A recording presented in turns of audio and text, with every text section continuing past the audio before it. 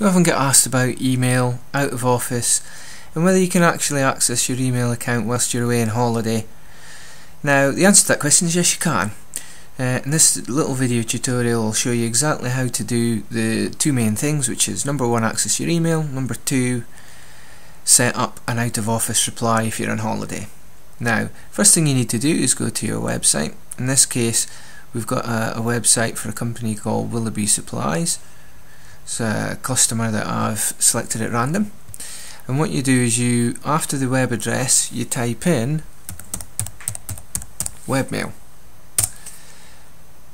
This then comes up with a box which asks you for the username, which is the email account of the account that you want to access, the email account you want to access, in this case info@willoughbysupplies.com, and it also asks for the password. Now, these have been automatically filled in on my screen, but you may need to manually type those in.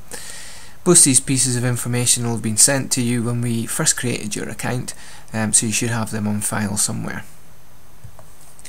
You then hit the OK button, and that then logs you into the Webmail system. Now remember, you can do this from any web browser anywhere in the world.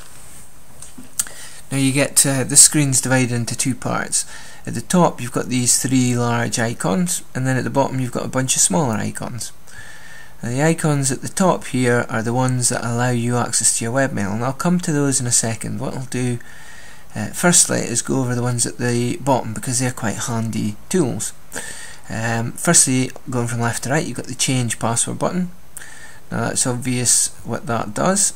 It changes the password of the email account. Forwarding options. Now this allows you to forward on any email sent to this email address to a different email address. So if you wanted to forward this to elsewhere, perhaps to a Gmail account or perhaps to a Hotmail account, then this will take care of that. You've then got the autoresponder. Now the autoresponder is a different name for the out of office, but it provides the same functionality. The other options you've got along here aren't quite so useful, so we won't cover those. But what we will do is I'll go in and show you how the out of office would work. You click autoresponder, and you can see here it says at the moment there is none set up.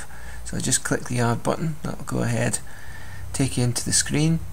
The section at the top explains how it works, but I'll show you how it works as well. Now the first thing it asks for the first thing you'll notice is a little thing that looks a bit like an email. This is the format of the email message that goes back to the person who sent you the email when you're away on holiday. So first thing it says is from, so it's from yourself, so you put in the name, your own name in there. Secondly, the subject. Now I generally like to put in out of office at the beginning, just so that people realise when that comes in it's the first part of the subject of the email message that they see. If you also want the original subject to appear, you put in subject percent, and this is covered up here and explained up here. Finally, the body of the message, what you want to say to the person about you being away. So I've got a message that I've pre-prepared here, so I'll just copy and paste that in just to do it quickly. And there we go. So we've got from me, subject is out of the office, and I say I'm out of the office at the moment and reply later. Once you've filled in all the information, you hit the create button, and it lets me know that that's been created successfully, so we can click the go back button. If I want to just double check that that's worked, I can go back into the autoresponder, and you can see here we've got this autoresponder saying any email sent to this account will get a reply saying out of office with the subject. When you go back in, you can obviously edit or remove that out of office. So when you come back from holiday, for instance, you'll no longer need the autoresponder, so you can just log in and delete that, which I'll do now. And it's removed as simply as that, just by clicking the delete button. I just go back to the main screen, and I'll cover the three buttons in the top. Now these are really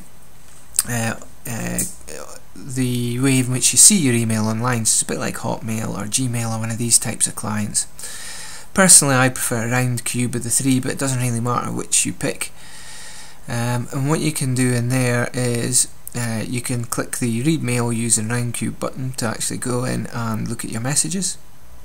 And you've also got this enable auto load, and what that does, if I click that, is it'll give you a short space of time before it automatically goes straight in there.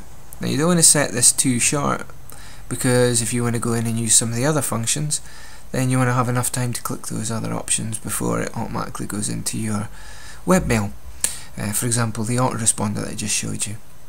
But you can set that up so that it will automatically take you in, so you don't need to worry about thinking about which button to click. What I'll do is I'll go ahead and click this, and that will then log me into the webmail proper. And you can see here I'm now in a mailbox which has got the familiar looking format with the folders along the left.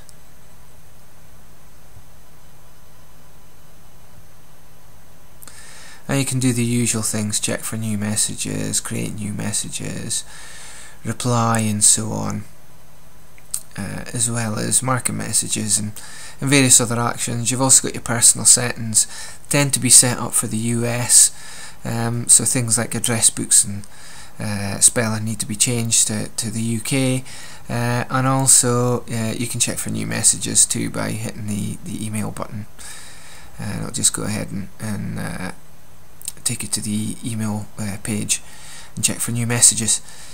So I'll just log out of there, and when you do that, it then takes you to the log out screen, and it'll ask you if you want to log in again or if you want to go and do something else. And that's it. Pretty straightforward.